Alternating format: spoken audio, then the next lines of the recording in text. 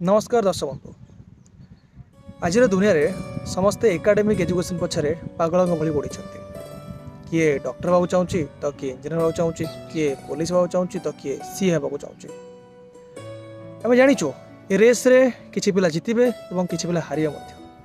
किंतु प्रश्न होउछि नैतिक शिक्षा बा मोराल एजुकेशन। जो एजुकेशन बा जो शिक्षा मनीष को डॉक्टर सीए हेबा पूर्व गोटे भल मनीष होगा शिखाए, गोटे मनीष भितर मनीष पणिया को जगाए। तो से शिक्षा विषय तो कहीं आजकल कथा ही होना, से शिक्षा विषय की कथा उठाऊ ही ना।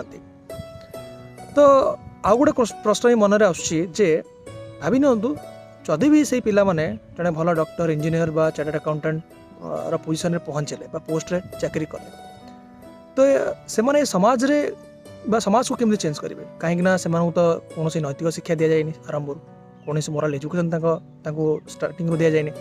तो से समाज को किपर चेंज करेंगे कहीं भितर से नैतिक मनोभाव बा नैतिक जिम्मेदारी तो एपर्त आसनी ना, सर स्टार्टिंग पाई ना।